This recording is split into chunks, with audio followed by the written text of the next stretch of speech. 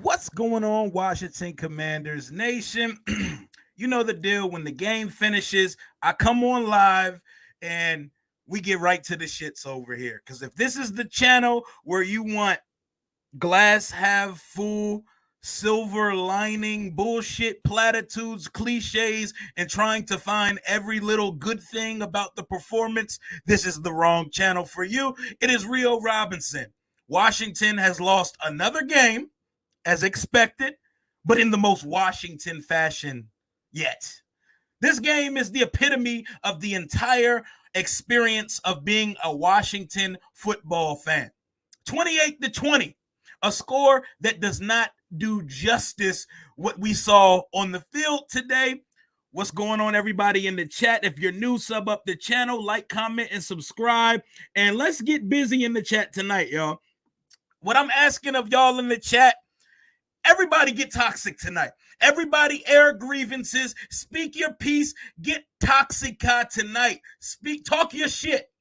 Because this whole season is a complete waste of everybody's time based on how today culminated.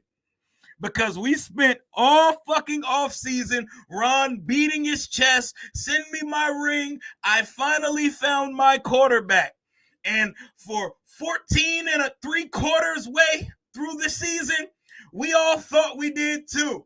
We were all bamboozled, hoodwinked, led astray, yada, yada, yada, etc. And the Sam Howell era is now already over in DC.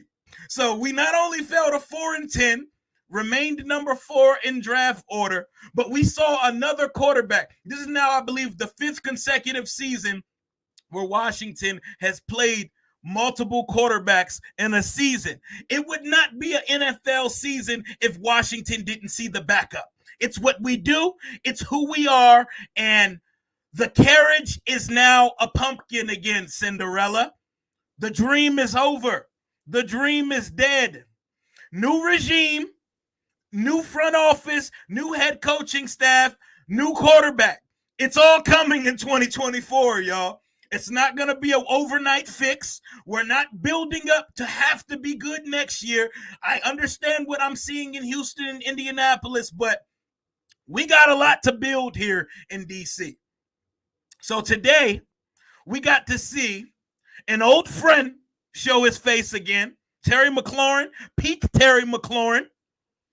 Anime superhero protagonist Terry McLaurin soul returned to his body as soon as Jacoby Brissett came in the game. So we're 3.5 quarters into a game in which we're down 21 points, 28-7. They pull Sam Howell. Jacoby Brissett comes in the game and looks like Thomas Brady, Kurt Warner, Drew Brees, Peyton Manning, whoever you want to call it. He looked like all of the above immediately.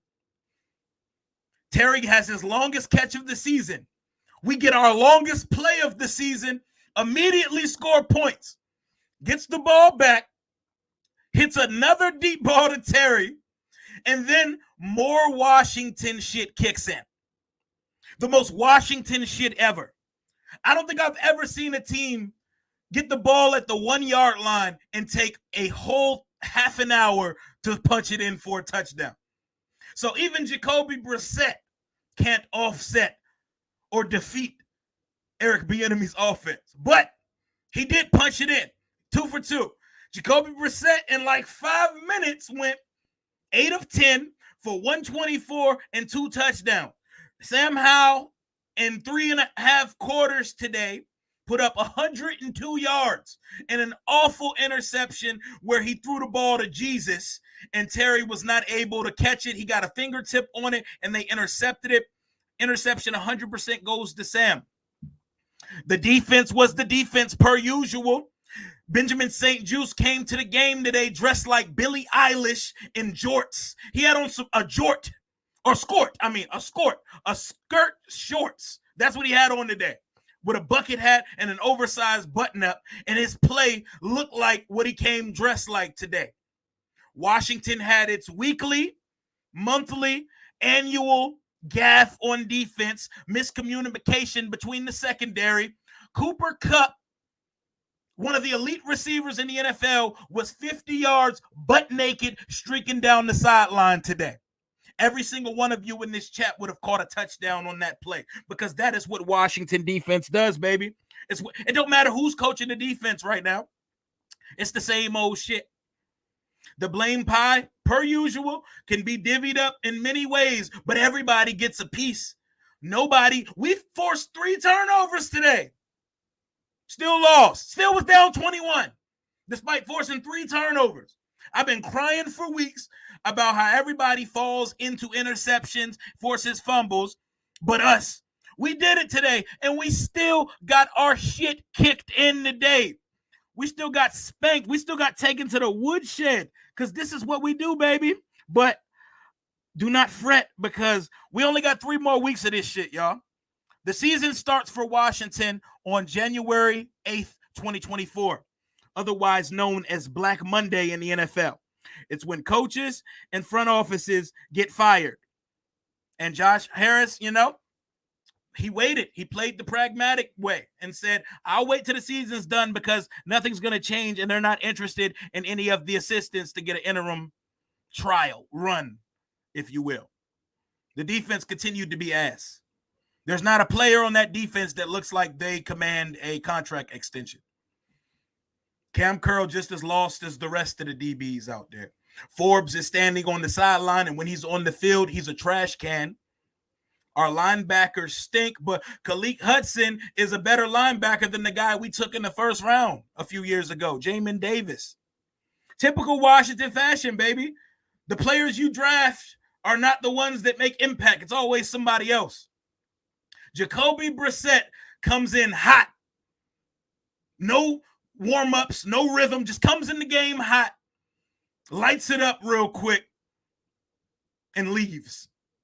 How fucking Washington was today's game? Ron said, send me my ring.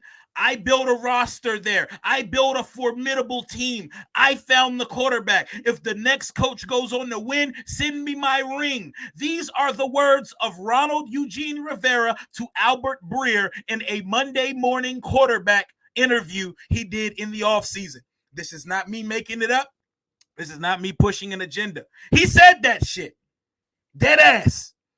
Looked him in the face in 4K and said, send me my ring. And now we're 4-10. Year 4 into a build. 4-10. 4 wins, 10 losses. Probably 3 more on the way. And they can't go back to Sam now. You can't go back to him. You can't look veterans in the face after you put the backup in and he comes in and cooks. I put out a stat earlier on Twitter, X, whatever you want to call it, that Washington has not scored 20 points since November 12th. Washington has had bad offensive days for over a month straight. We are now a week away from Christmas. Sam hasn't had a good game since November 12th. EB hasn't called a good game since November 12th. So we going 5 weeks of ass offense, and you got fans still saying, man, you can't blame the OC. You can't blame Sam. Nigga, they can all get the blame. They can all get the blame. None of them are doing their part. It's bad all around. Receivers are still running into each other. The quarterback's still missing wide open receivers when guys actually do get open. The line is still lining, being ass. Charles Leno sucks. Pillar of the community, great human being, ass offensive tackle, period. We need everything. We need everything. Every single thing that a football team needs to be fielded when the season starts, when the offseason gets here. We need it all. There is not a position of strength here. You would say D tackle because we're paying John Allen and Payne to be that. Barely hit their names get called on Sunday. Payne had a sack today, though. Shout out to him. He had a sack today. Congratulations. $22.5 million a year. We got to clap when you get a sack. I mean, we paid you because you had 11.5 sacks last year. But, hey, silver linings, baby. Montez Sweat had 3 sacks today, has 12 for the season, finally had that double-digit sack season. I still stand by. I get it. We're in a rebuild, and we were never going to get those guys back, so we needed to trade them. I still stand by that. But I will say, nothing should be off the table for new GM in 2024 for Washington, including, with emphasis in all caps, in parentheses, the quarterback position.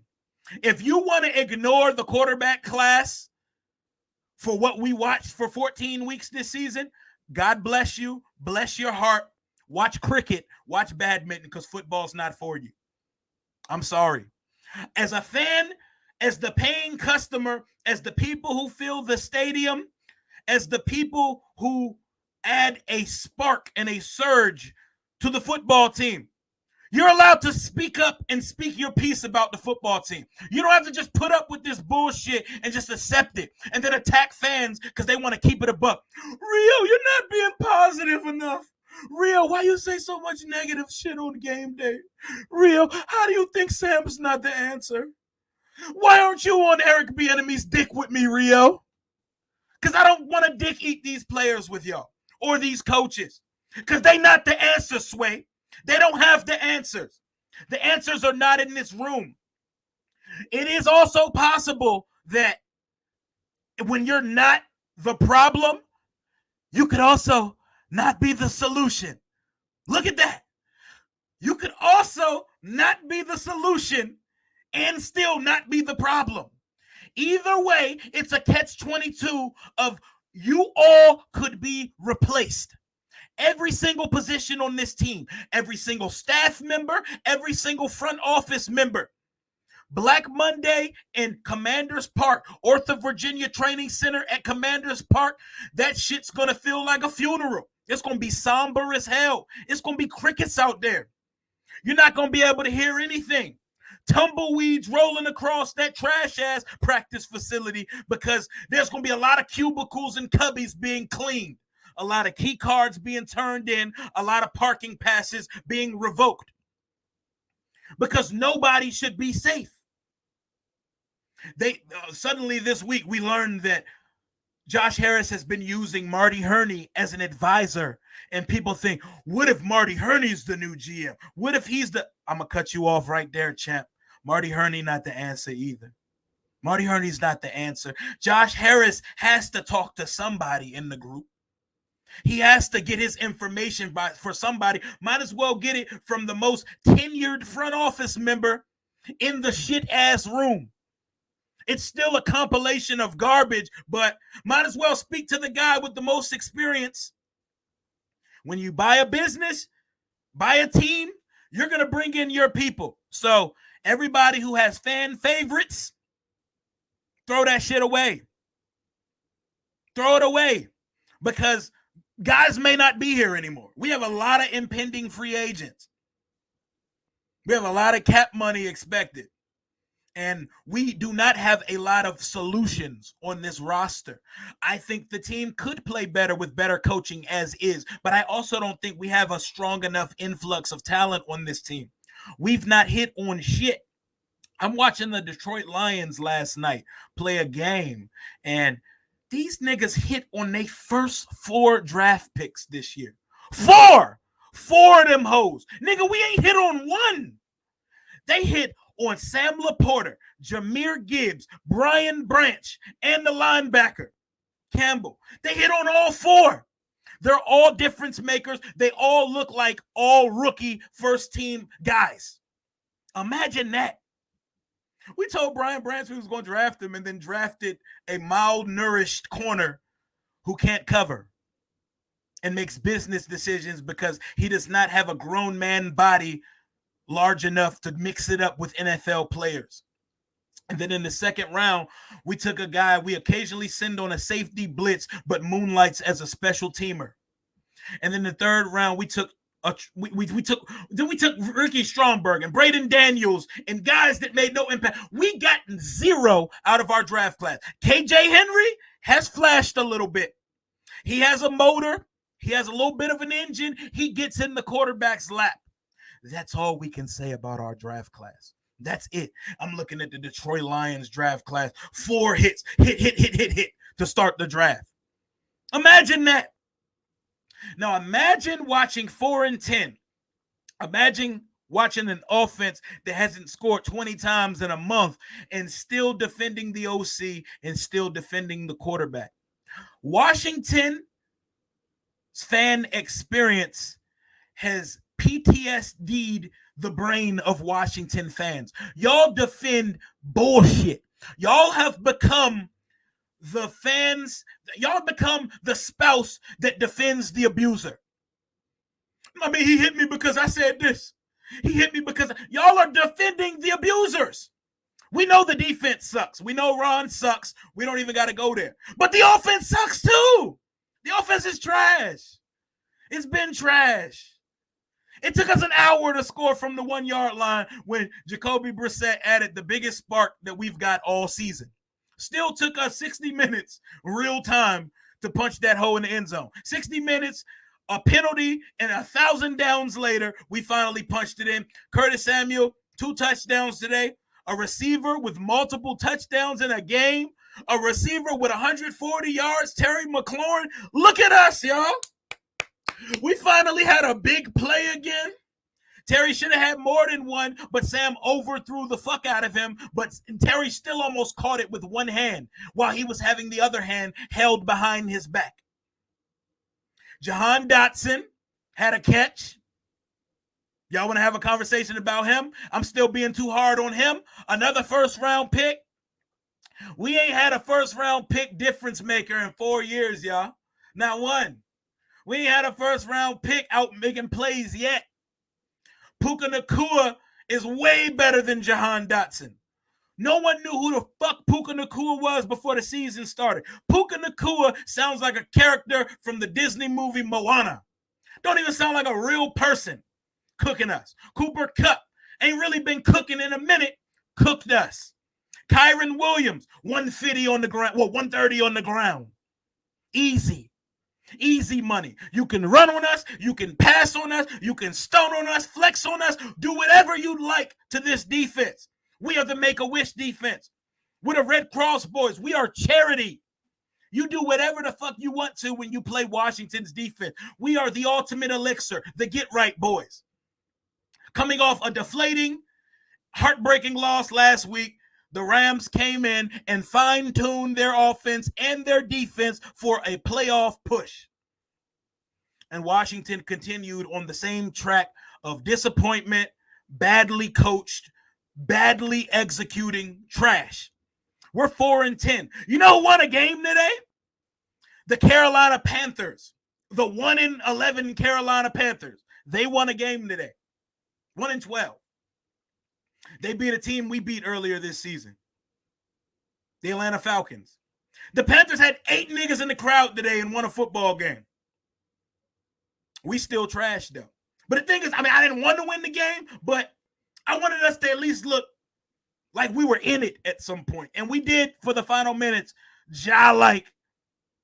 Look like we were a part of the game today. We looked like we actually showed. We didn't. But Jacoby Brissett came in like 80s crack. Came back like 80s crack and balled out. I owe you some respect, Jacoby, because we talk crazy on your name because we wanted to make fetch happen with one Sam Howell. Fetch did not happen with one Sam Howell. I want everybody to grab your nearest bottle, your nearest cup, and pour out a hypothetical bottle for Sam Howell's career as Washington's starting quarterback. It was fun for 13 weeks. It was a fun ride. I thought he was our franchise guy, but he's completely cooked now. The coaches did not do him any favors. The O-line did not do him much favors at all, but a lot of the things we saw from Sam were exactly why Sam fell to the 5th round of the NFL draft, and I wanted Fetch to happen. I made a video on the channel saying Sam Howell is the franchise quarterback and the future of this team. Why would a GM come here and tie himself to a 5th round pick that he didn't make, that leads the league in turnovers? I wanted it to work. The carriage is a pumpkin, y'all. The glass slipper not fitting no more. It's not fit. We're not putting our foot in that hole. It's over for him. They can't go back to him now. They can't go back to Sam now. His confidence is completely shot, and he just watched jag-ass Jacoby Brissett come in and swag on him. That makes the last few weeks of Sam look real bad, and it makes this whole season look like a what the fuck are we actually doing? Because it made me feel like, do I need to reevaluate EB as a play caller now that a veteran's running the offense? Because I don't know what that offense was, but when Jacoby, were they in prevent? This is why I give immediate reactions after the game. I'm not going to go back and watch more. I'm not going to go back and look for, I'm just going to go in with raw, immediate thoughts. Were they in prevent defense, y'all? Were they sitting back? Because it looked like Terry was getting behind that motherfucker. And Terry wasn't getting behind motherfuckers too much in the first 13 weeks of the season. What changed other than inserting a veteran quarterback into lineup and Charles Leno coming out the game? What else changed? Because Jacoby came in hotter than fish grease and immediately put points up on the board. And a game was lost. So are we calling that garbage time points, or are we calling it a spark? Or are we calling it a little bit of both? Right between, the gray area that sits right in between of a spark and garbage time. I don't know what to make of it. The only thing I can make of it is that we're bad, and we may be playing the worst football in the entire NFL right now. We squeaked by the New England Patriots and Atlanta Falcons, and we caught the Broncos in week 2, and they still scored 30 plus on us. We would have definitely lost to the Cardinals if Kyler was playing. He would have tore our ass up. What did we even do this? I'm scratching my head at how we even compiled 4 victories this season. Smash that like button. We over 300 in the chat right now. If you're not subscribed to the channel, click the sub button and talk your shit, because we have fun over here. I want everybody to spew their opinions, whether I agree with them or not. Talk your shit. We're not here to silver linings. We're not here to make excuses. We're not here to glass half full. None of that. I want all toxic energy in here. Talk your shit. 2024, it's going to be a wholesale change in this building, y'all. It's going to be new everything. A new GM, a new president of football operations. Jason Wright may be gone too. They may do a complete sell of everybody. That's my guy. But it happens when you buy a business. You bring in your people. You do a year of evaluating. What do y'all think that evaluation consists of? What do we have here? Is Josh Harris sitting back saying, you know what, guys? I think when we interview a GM, we need to tell that GM we have ourselves a quarterback. You guys go ahead and build the rest of the roster. No, because that's what Dan Snyder would do. Dan would choose his ego. I drafted Sam Howell. So whoever I hire, you have to work with him. Jay Gruden, you have to fix Robert Griffin. Mike Shanahan, you have to draft Robert Griffin. Jay Gruden, you have to coach Dwayne Haskins and draft him. Ron Rivera, you have to try to fix Dwayne Haskins. God rest his soul, but y'all understand the point. Owners do not need to make any decisions about the football operation of the team. Cut a check to your decision makers. Talk about budgets. Talk about the plan, the foresight, and the future and foreseeable future of the team. And get the fuck out and go do owner shit. Go get us a stadium. Go get us a SoFi stadium. Go get us a practice facility. Fix up FedEx until we leave. Treat it like a fixer-upper house. Get it all nice and sparkly so you can flip that hoe in a couple years. Go do whatever you want to do with the rebrand. I don't care. Whatever you want to name the team, do it. Don't involve us. I don't want an opinion in what the team's name is going to be. I don't want anybody to have an opinion but the owner. Just change that shit. Drop a video, montage, throw some legends in it, throw Joe Jackson Gibbs and Matthew McConaughey in that hoe and say, here, guys, we are the Washington blanks, and then leave and be done with it. Don't make a show of it. Don't make theatrics of it. Just do it. Just do it and go. Just do it and go. Terry deserves better. Appreciate you, my guy. Terry definitely deserves better. While I do think there are a lot of moments this year where he was not getting open on a consistent basis, today is starting to say it could be a little different than that. It could be a combination of the offensive play caller and the guy throwing him the football. Sam even said it on RG3's podcast the other day. I got to do a better job of getting that guy the ball. He may have got his final opportunity to do that and prove himself, because I don't know how we go back to Sam after this situation.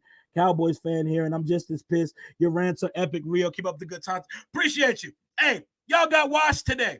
Misery loves company. I don't. It sucks for y'all.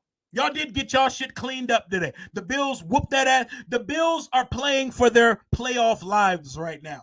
And for the sakes of the quality of the NFL playoffs, I hope the Buffalo Bills do get in the playoff, because I don't need to see Kenny Pickett in the fucking playoff. I don't need to see the Steelers. Bills need to jump them.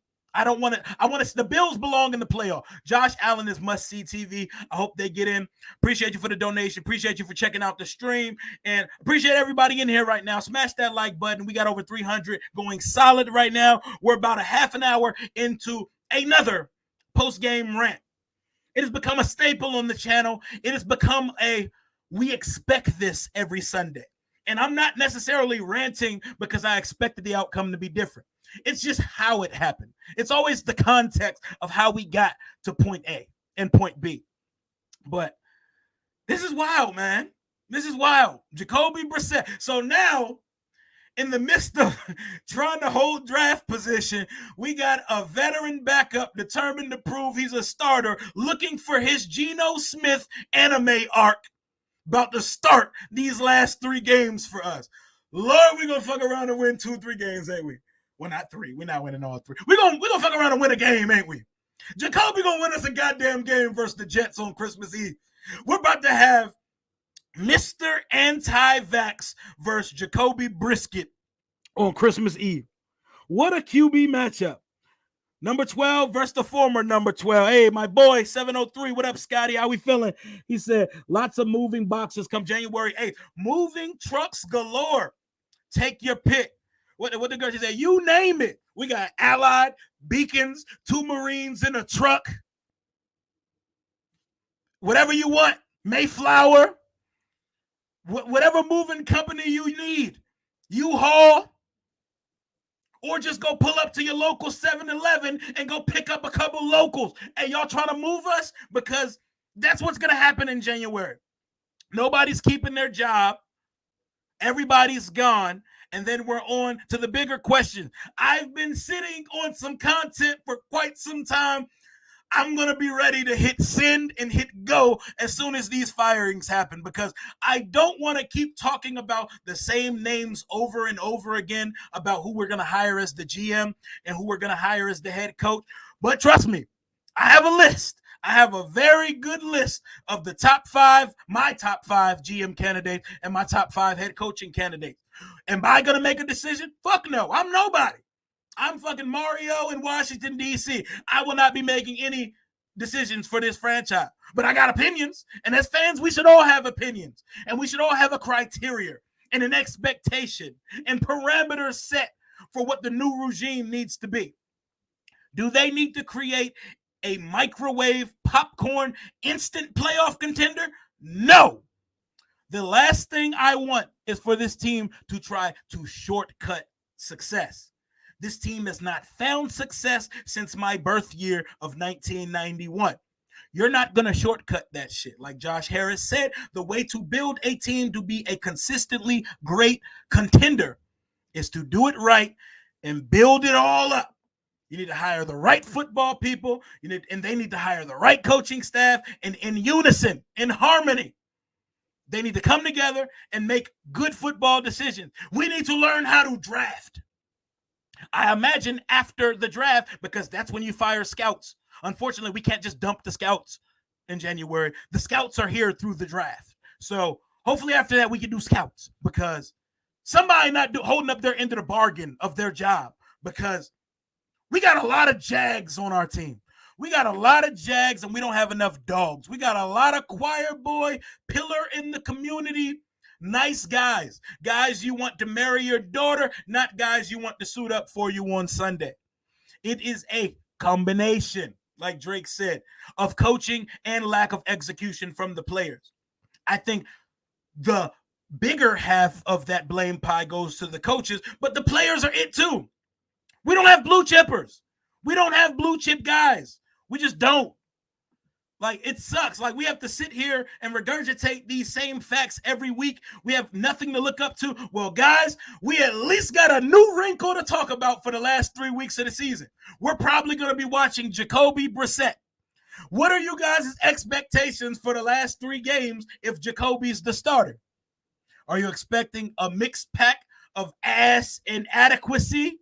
Are we expecting Jacoby to look like a guy who needs to be brought back here next year? Because I believe he's on a 1-year contract. I don't know what the hell to expect. I don't know what to ever expect from this team. This team finds new ways and innovative ways to disappoint us and to embarrass us on Sundays. That's what they do. That's what the experience of being a Washington fan is. But here we are. I'm going to rock my colors. I'm going to rock my burgundy and gold. I'm going to put on my clown shit, and I'm going to watch on Sunday. And when on New Year's Eve and on January 7th, when the Cowboys come to town, I'll be at FedEx Field dressed up with the 10 of us that's there and the 90% of the other team's fans that's there, and I'm going to watch it because ain't no fair weather here. Last thing anybody could call me is a fair weather fan. Nigga, the weather's never been fair my entire life. How am I a fair weather fan? I've never witnessed fair weather. It's never even been like mild weather. We've had a couple Mickey Mouse playoff trips in my life. I've watched 1 playoff win, no, 2 in my entire existence. 1999 and 2005. Ain't shit fair weather over here, big boy. I'm here for the long run. I'm here because this shit builds character. Because when this team is finally nice and like an annual contender, I'm going to be insufferable. I'm going to be the most obnoxious. I'm going to be like Patriots fans were for 20 years. I'm not going to know how to act. When people say, act like you've been there before. Nigga, we have not. 30-something-year-old Washington fans, we have not. We cannot act like we've been there before. We've never been there. I've never seen the NFC Championship. I've never seen an 11-win season. And for the 56th year in a row, I've never seen a quarterback throw for 30 fucking touchdowns in a season. I'm starting to question whether I'll ever see it. Because Sam looked as good as we could get to getting that 30 touchdown season. And then Washington did typical Washington things. And now 14 weeks into the season, we're playing a different quarterback.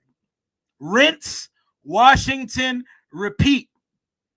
Same script, same ending, different plot. But things get the day gets brighter in January, y'all. The day gets brighter because we have hirings that we're going to make.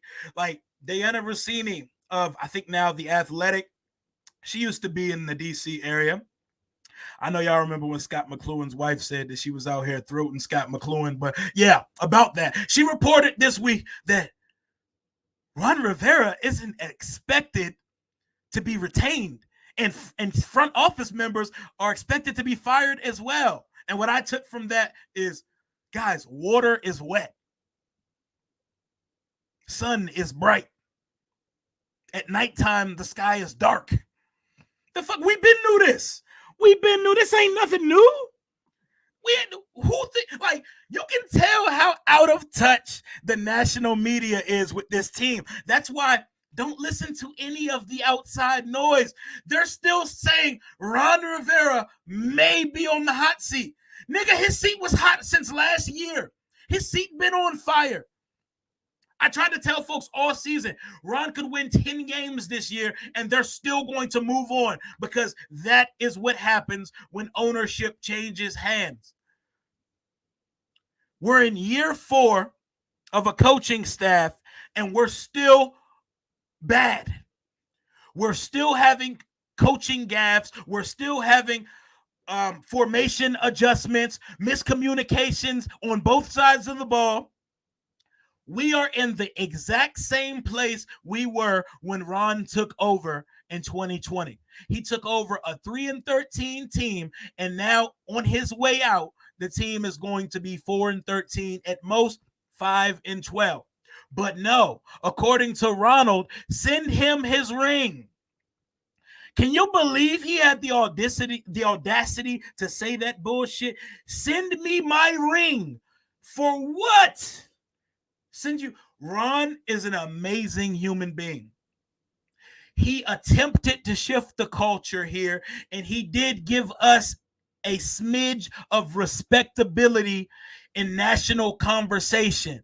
But Ron accomplished nada here in DC as a head coach, if we're keeping it a whole thousand. And to be perfectly honest, he didn't accomplish anything in Carolina either, but he coached an alien quarterback for a decade. So it appeared that he was competent. Inheriting a job with the number 1 overall pick is a beautiful thing. And that was what Ron was able to sell his name on for the majority of his career. But as you see things in 4K, as you get a closer look at it, Carolina fans warned us about what was coming when we were in the hiring process of bringing in Ron Rivera. We didn't want to hear it. They hating, they being bitter exes. We was not trying to hear that shit. That's my boo now. That's my girl. Don't talk about my girl. Listen to the red flags, y'all. Listen to the red flags. Sometimes they tell the truth. Sometimes they tell the truth. Now, can you imagine? Put yourself in their shoes. If somebody were to foolishly hire Ron Rivera next month to be their head coach, what do you think we're saying to those fan bases? What do you think we're saying to them? Good luck with that. Good luck with that. You're looking at a guy who is going to be loyal to a fault and to the detriment of his own team and ego. I'm not going to admit my guys did wrong. I'm going to ride the tires till hubcap is dragging the road, because I'm not going to admit that I fucked up hiring this guy, that I fucked up drafting this guy, that I fucked up bringing in this nothing-ass general manager, bringing in all your golf buddies instead of bringing in the most qualified people. Hiring North Turner's dweeb-ass son over keeping Kevin O'Connell, who is now a very good NFL head coach. It's a joke, man. It's a joke. And I really respect and I appreciate everything Ron intended to do here in Washington. But to be quite frank, I'm not thankful or grateful for how it turned out. We don't owe Ron shit on his way out. We don't owe him any shits and giggles or thank yous. The team got worse every year since he's got here. What are we talking about? And 4 years in, we're still asking the age-old question. Who is our franchise quarterback? 4 years later. 4 years later. The Rams, good team. They're 7-7. They're 500, but do not discount a Super Bowl winning coach and a Super Bowl winning quarterback. Matt Stafford is a gold jacket player. Should be a first ballot Hall of Famer. We're talking about a guy with 57,000 career passes, 350 plus touchdowns, a Super Bowl ring. Baller. Did I expect us to win today? Hell no. Did I expect our defense to get cooked? Absolutely. But I at least expected the offense to show some competency. It took, 45 minutes of real-time game time for us to actually sustain some drives? It took pulling a quarterback to finally move the ball up the field. I don't know what it is that we're trying to accomplish. It looks like the offense is just out there making shit up on the go. EB is drawing up plays on the Surface Pro and pressing Ask Madden on a weekly basis. I don't know what it is. The run game is non-existent. I knew it was going to be non-existent today because Brian Robinson wasn't going to be there. I'd like to congratulate Antonio Gibson for not putting the ball on the ground. Definitely expected that guy to fumble today. That is a heroic effort on his part to not fumble. Terry McLaurin gets today's game ball. He can split it with his college roommate, Curtis Samuel, because them boys ate today. Them boys ate. Matter of fact, let's give him a hand, because I've came in here and I've eviscerated Terry a lot of weeks. Terry looked like Terry today. And it looked like he got his swagger back as soon as Jacoby Brissett came on the field. It was like something clicked immediately. Like, oh, shit, I might actually get the ball now. Let me go get open right quick. I don't know. He looked like he had a second gear. It looked like no turf toe ever existed, and he immediately was getting behind the safety as soon as Brissett came in the game.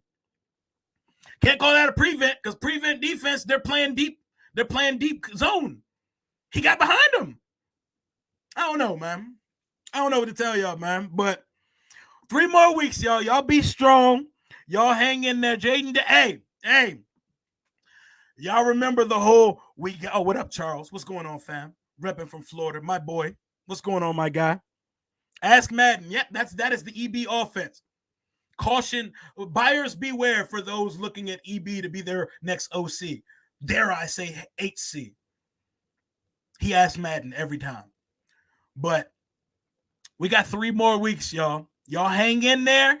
And I look at y'all with all truth and say, every position is on the motherfucking table when we get on the clock in the first round of the NFL draft.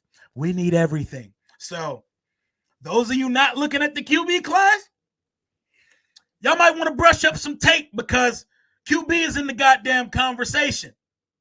If the Bears decide to keep Fields, the number 1 pick is for sale, and we will be in range. If the Panthers can come up from 9-1, we can come up from 4-1. Or if you want to stick and pick, and May or Jaden Daniels is on the board, we can't turn our nose up at it. We don't have a franchise quarterback. We have a good, solid emergency situation and compete or hold it down while the rookie develops quarterback in Sam Howell. I like Sam Howell.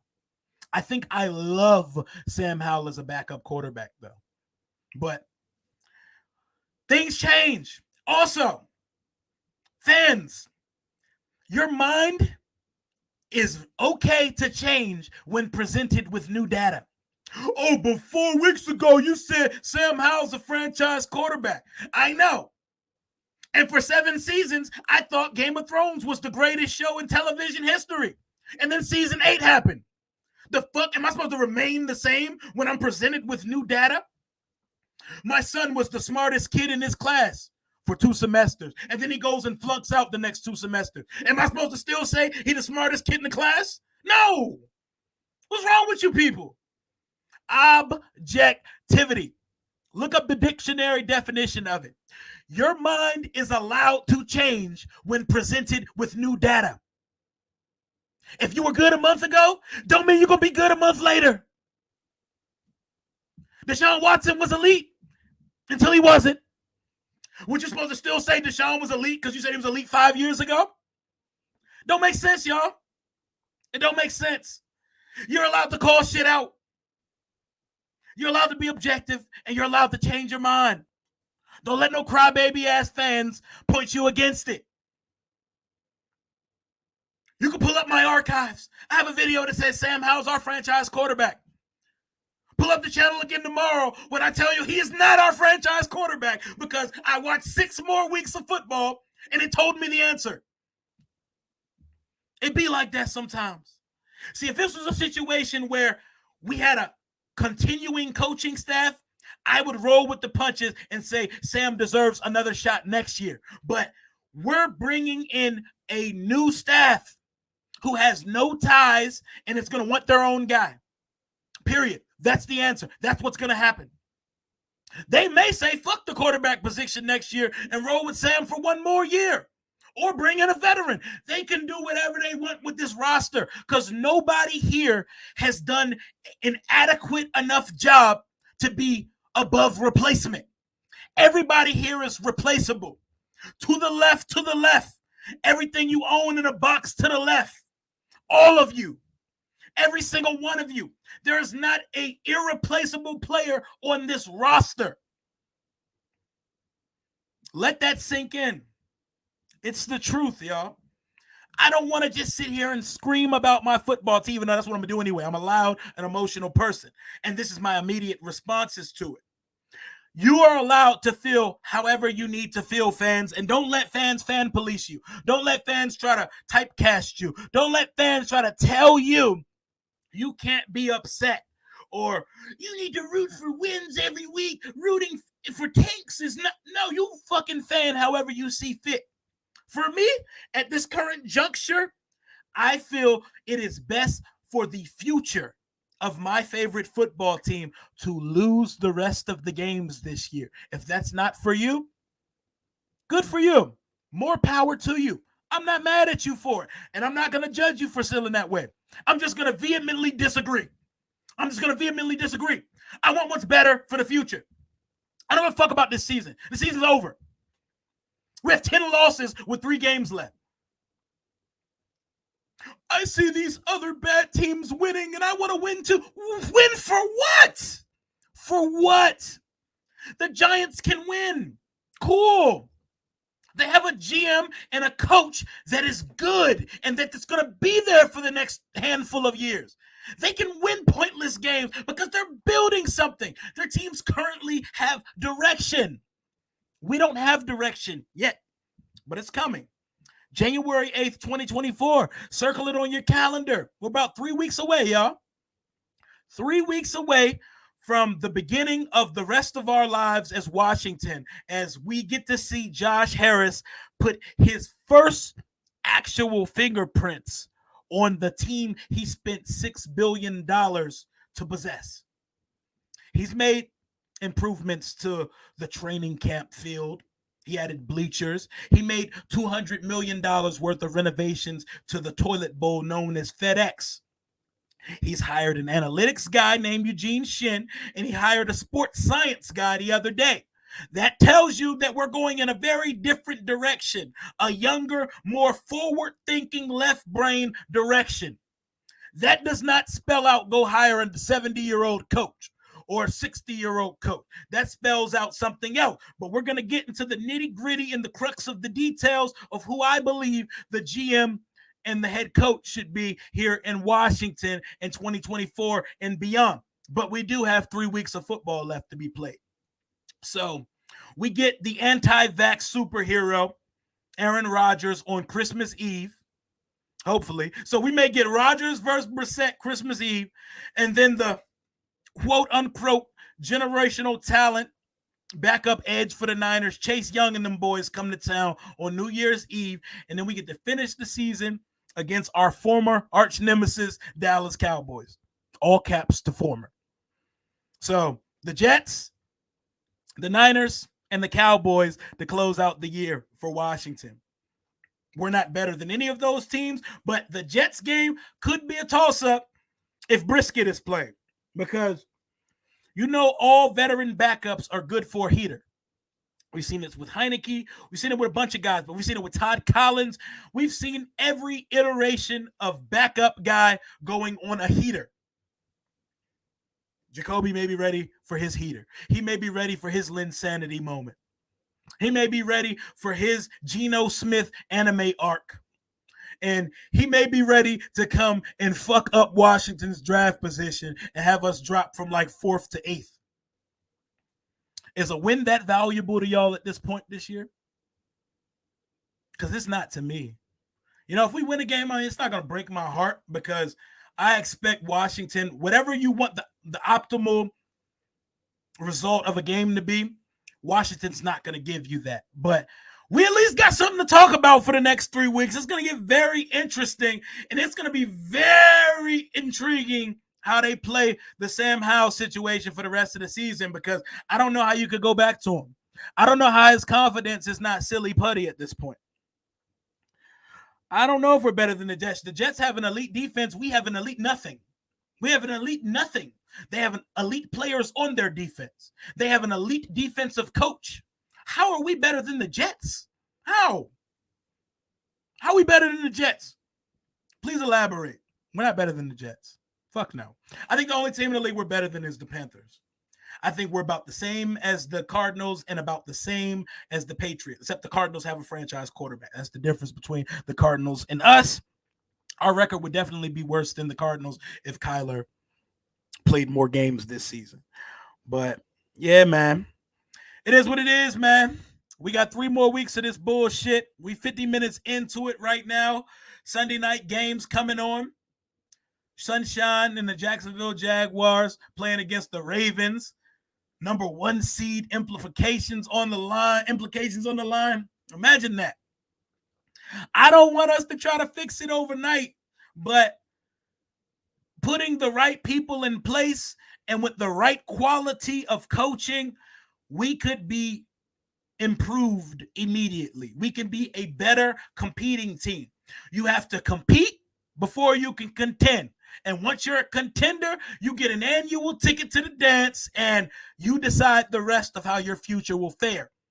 But you didn't have a chance. And to have a chance in this league, GM, coach, and quarterback need to be in lockstep. You need to have one of each. You need to have a general manager that's competent, a head coach who collaborates effectively with said GM, and you need to have a franchise quarterback. There will be some teams that punch a ticket to the playoffs without one of those. Those teams very, very, very rarely actually win it or make significant noise. At the current juncture, Washington is sitting 0 for 3 for all those things, but those things could change very soon. Washington is now 4-10, 28-20 defeat in SoFi Stadium. I hope Josh Harris, Mitchell Rails, and company got a beautiful walk around and tour of that gorgeous piece of architecture known as SoFi Stadium. I hope they look at all of that shit. I hope they get I want SoFi East. I want my own translucent roof. I want to be able to host another Super Bowl. Like the Super Bowl was just in LA. It's coming back in 2027. Appreciate you for it, my boy. Rich Network. We have to look at the QBs in the draft, especially Penix Jr. Okay. Appreciate you for the donation. I would take Michael Penix Jr. off my draft board strictly because of health.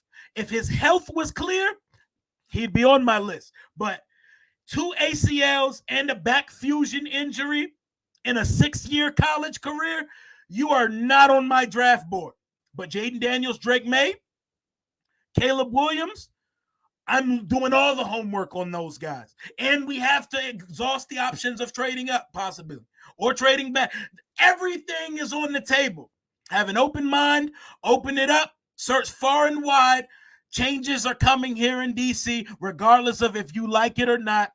Be prepared for it to look drastically different in 2024 and beyond.